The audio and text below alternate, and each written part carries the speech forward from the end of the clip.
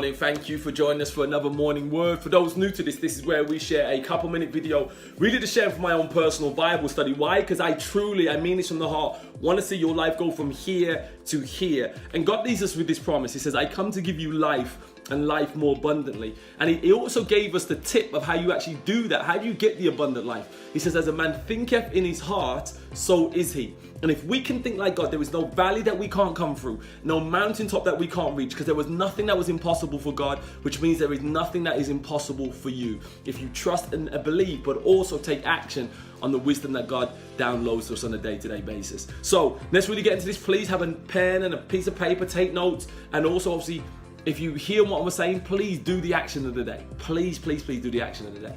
So let's really get into this. We're going to be reading from the book of Judges, which is the 7th book of the Bible, and we're reading from chapter 1, verse 19, and it reads this. The Lord was with the men of Judah. They took possession of the hill country, but they were unable to drive the people from the plains that had iron chariots. We're going to call this morning's word, finish the task. You've got to finish the task.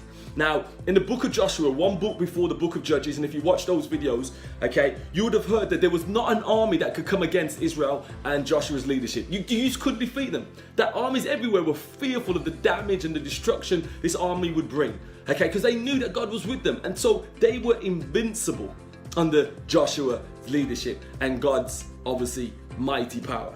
Now, in contrast, Joshua's not around now.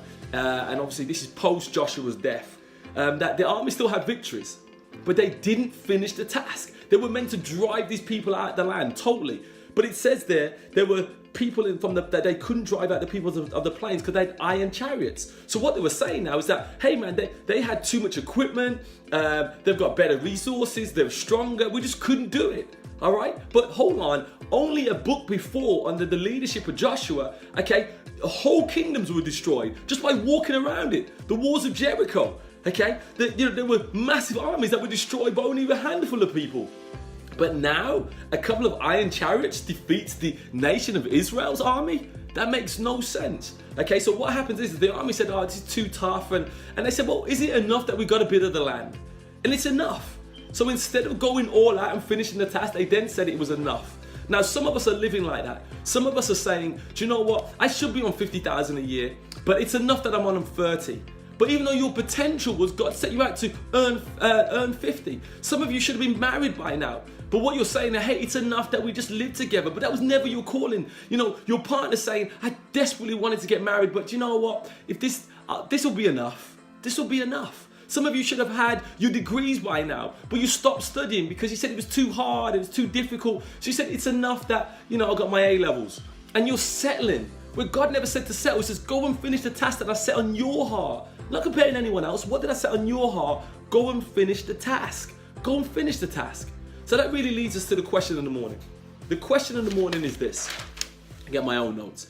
Are you settling in life when you are called for more? Are you settling life when you're called for more?